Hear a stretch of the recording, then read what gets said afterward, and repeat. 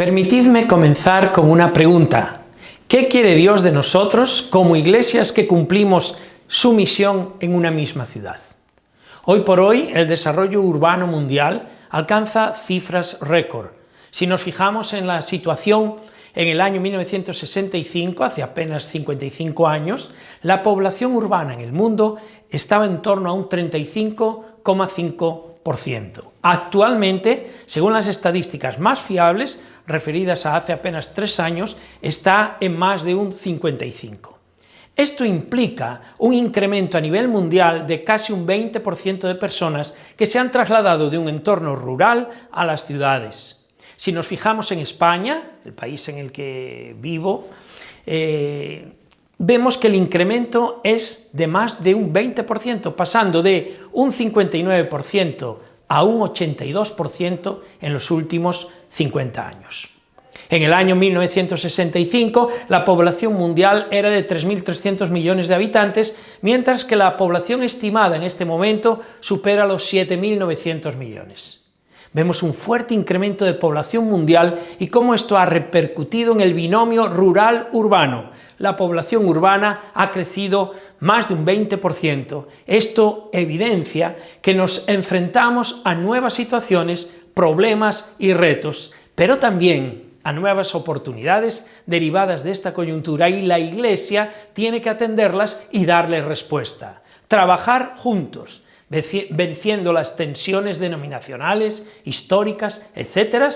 Y la vieja inercia es ahora fundamental. Escuché en directo a Mark Pierre hace algunos años en el 6º Congreso del Movement Day Global Cities, que tuvo lugar en Nueva York, en Manhattan. Asistieron representantes de más de 90 países. Ahí Pierre, que fue el fundador del New York City Leadership Center, un ministerio con el objetivo de formar a líderes cristianos para impactar en diferentes ámbitos de sus ciudades, una experiencia que comenzó congregando a pastores de distintas denominaciones para orar por la ciudad. La ciudad entendida como un ente vivo, de expresión y movimiento constante que siempre está en proceso de construcción. Años más tarde, esos primeros encuentros favorecieron la creación de un movimiento transversal interdenominacional que hoy se alinea junto al movimiento de Lausanne y cada año organiza un congreso.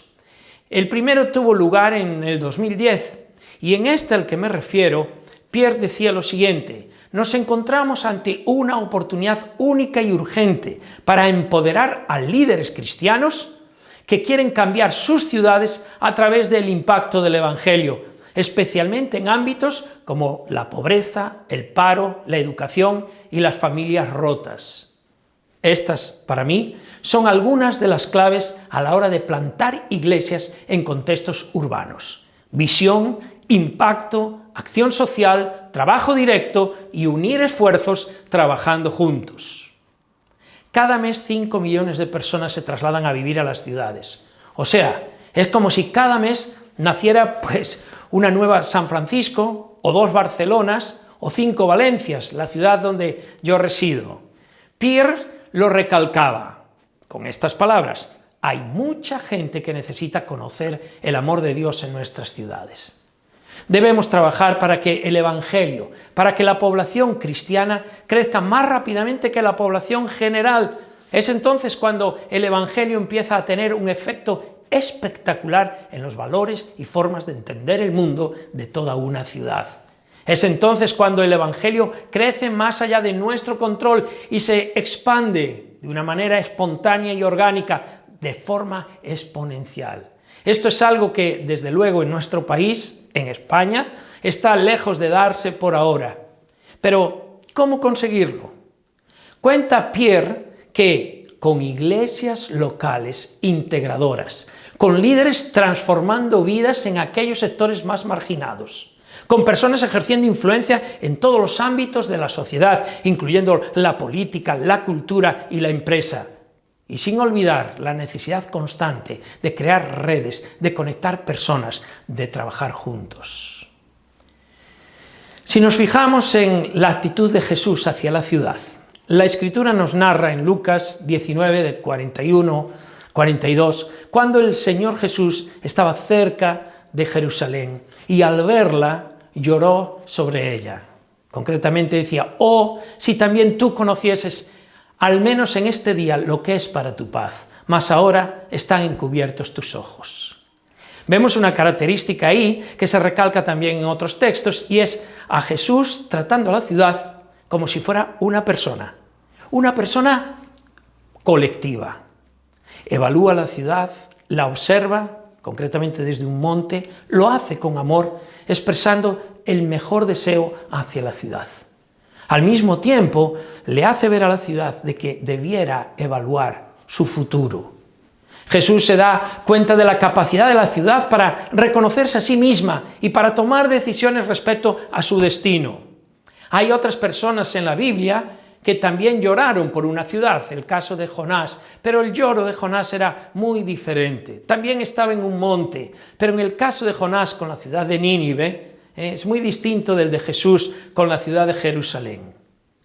En ese momento los dos lloran sobre la ciudad, pero, por decirlo así, Jonás llora con una actitud reactiva, desvinculándose de la ciudad, como muy bien nos hizo notar José Manuel Suárez en el IDEA 2016, cuando hablaba de estas dos actitudes tan distintas. La actitud de Jesús, la de una persona comprometida con la ciudad. La actitud de Jonás, una actitud de queja y reactiva. No es cuestión de ser optimista o pesimista acerca del destino de la ciudad, sino de decidir ser proactivo, de decidir ser comprometido o, por el contrario, de decidir ser escéptico y queja hacia la ciudad. Volviendo a la pregunta que nos planteábamos, ¿qué espera Dios de nosotros? Yo quisiera incluso preguntar, ¿y cómo lloramos nosotros? ¿Cómo lloramos por nuestra ciudad? ¿Cómo lloramos como individuos y como iglesia, como el conjunto de iglesias evangélicas que están en esa ciudad? Jesús se echaba sobre la ciudad, se aproximaba. Era una actitud decididamente activa. Tenemos que dejar de observar a la ciudad desde arriba, con un entorno de distancia, de protegernos, de meternos en nuestra propia burbuja. Debemos de bajar a la ciudad, echarnos sobre ella, abrazarla como lo hacía Jesús, para que esta ciudad pueda ser transformada. Para eso tenemos que cambiar nuestra forma de mirar, nuestra forma de ver a las personas. Tenemos que evitar mirar de forma superficial y decidir comprometernos con esas personas. Y este es un gran reto para las iglesias de una ciudad. La Escritura dice que son como ovejas que no tienen pastor. Debemos vernos a nosotros mismos con ese llamado misional de Dios de ir hacia ellos, entendiendo que somos enviados por Él y que nuestra motivación tiene que ser el amor. El amor se deletrea tiempo. Hay que estar dispuestos a invertir tiempo en esa labor de servicio y de testimonio. Y es cierto, tiempo es lo menos que tenemos en estos momentos. En una generación como la nuestra, hedonista, individualista, donde cada uno mira por lo suyo y donde es difícil mostrar disponibilidad, tenemos que ser conscientes de que este es uno de los valores del Evangelio que debemos de encarnar y hacerlo juntos. Nuestra iglesia debe plantearse esto y tomar como referencia tal vez el texto de Marcos capítulo 2. Es lo que mi propia iglesia hizo cuando decidimos comenzar un trabajo pionero en una ciudad que tenía unas características muy concretas. Un estudio de la comunidad nos reveló esto. El capítulo 2 de Marcos es cuando Jesús regresa a su casa en la ciudad, después de un viaje por los alrededores. Pronto se agolpa la gente y se llena la casa donde Jesús vivía. Era gente que llegaba con esperanza. Sabían que Jesús estaba en la casa y si Él estaba en la casa, solo cosas buenas podían suceder. Iban a recibir una enseñanza profunda, liberación de la opresión, tal vez un milagro. Jesús estaba en la ciudad y eso lo transformaba todo. La siguiente escena se nos presentan 4 hombres que cargan en una camilla a un amigo que estaba paralítico. La actitud que muestran ellos no es la de marcharse al ver que Jesús estaba ocupado, no es la de la sensatez de buscar una cita más adelante, no, ellos no quieren volver otro día y salir hoy frustrados con su amigo en las mismas condiciones de parálisis en las que llegó, sufriendo de ese problema. Ellos querían una respuesta para alguien necesitado y alguien al que amaba, y eso les lleva a evidenciar unas características que pueden muy bien identificarse con la generación que nos toca vivir en este tiempo si queremos que sea una generación de éxito desde el punto de vista de avance del reino de Dios. Una generación, esta de los amigos del paralítico, que esperaba y quería lograr el propósito, como nosotros queremos lograr el propósito de Dios. Una generación que estaba dispuesta a servir a la necesidad del otro y que está dispuesta a invertir su tiempo porque sabe que esa persona tiene un gran problema. Nosotros estamos rodeados de paralíticos espirituales, marginados, que viven por debajo del umbral al que Dios les ha llamado. Y este tipo de paralíticos los tenemos en todas nuestras ciudades. 4 características de esta generación que logra el propósito de Dios en la ciudad. Primero, esos amigos del paralítico se juntaron con un propósito, tenían un propósito definido, querían que su amigo conociese a Jesús porque sabían que de ese encuentro se iba a producir algo muy bueno. Es una gran realidad que el que no sabe a dónde va no llega a ninguna parte. El que le dispara a nada, le da siempre, nada. Nuestras iglesias están llenas de actividad, pero muchas veces es un camino en círculo, porque no hay un objetivo definido. ¿Cuál es el objetivo de las iglesias de tu ciudad en cuanto a extender el reino de Dios? En segundo lugar, tenían un corazón apasionado, tenían un propósito, querían lograrlo a toda costa y no se iban a retirar, sino todo lo contrario, eran apasionados, querían llevar esa bendición a su amigo. Así que las dificultades no lo echaron para atrás, subieron al tejado de la casa donde Jesús estaba hablando, donde estaba enseñando, y se atrevieron a hacer un hueco y por ahí bajar a su amigo con camilla y todo. ¿Por qué? Porque querían que su amigo conociese a Jesús y Jesús conociese a su amigo, el único que podía sacarlo de aquella situación. ¿Estamos nosotros apasionados? No nos queremos ir solos al cielo, anhelamos llevar al mayor número de personas y para eso queremos presentar a Cristo con pasión, encarnando en nuestra vida el mensaje del Evangelio.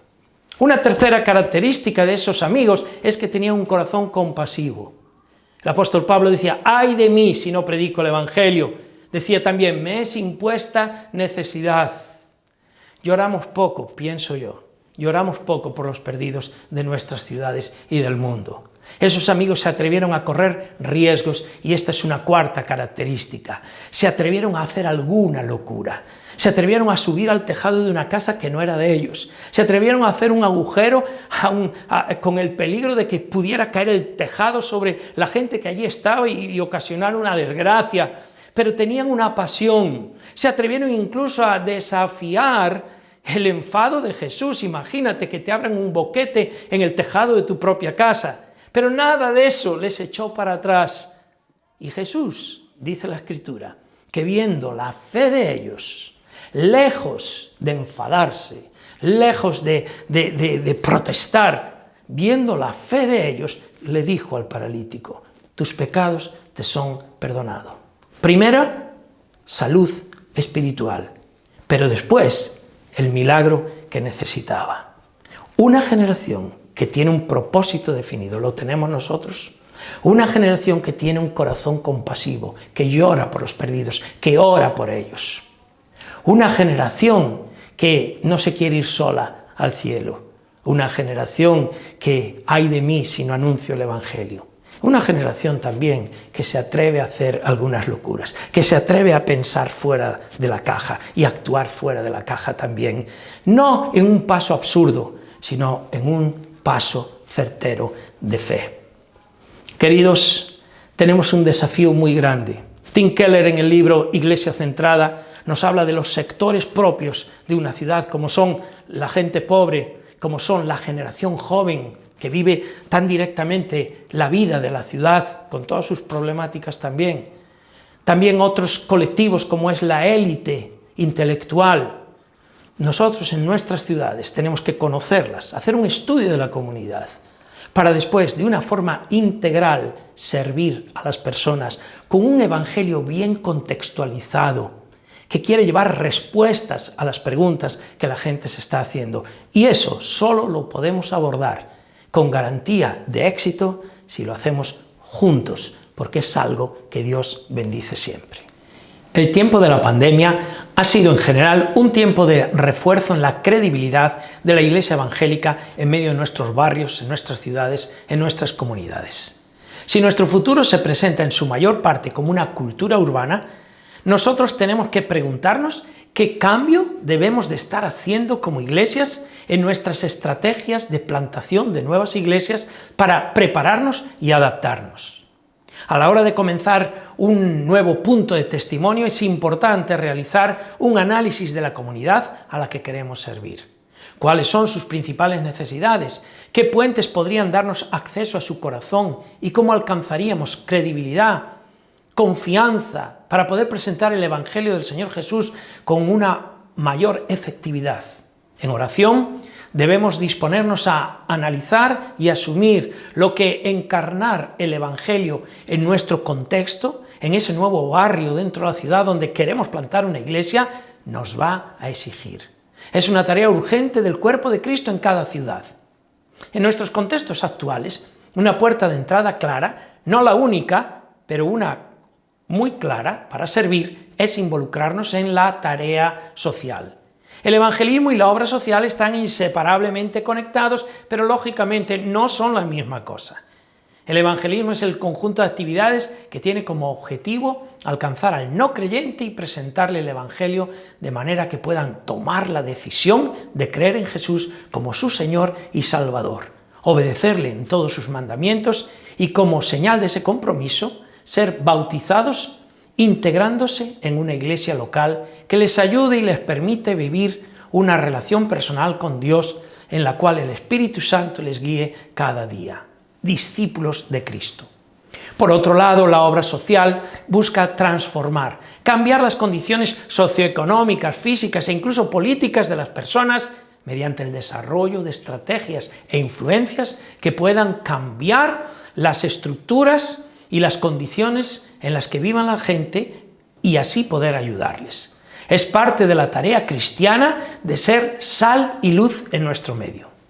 Tanto la evangelización como la obra social son componentes de ese evangelio holístico, integral, que contempla a la persona en su totalidad y que procura llevar respuestas a sus necesidades en el ámbito espiritual, emocional, físico y material, evidenciando así las señales del reino. Cuando queremos plantar iglesias, cuando queremos anunciar el mensaje de Jesucristo, juntos tenemos el reto de trasladar todo eso a nuestra ciudad. Un evangelio que procura estar bien contextualizado y que tiene en cuenta a la persona en su totalidad. Anhelamos transmitir un mensaje que da respuestas a las personas de una manera integral y que no busca presentar una religión, sino presentar a una persona, Jesucristo, y la necesidad de mantener una relación personal con Él, viviendo una fe que impregne cada aspecto de nuestras vidas. En nuestras estrategias de plantación de iglesia, recordemos que juntos podemos transformar nuestras ciudades.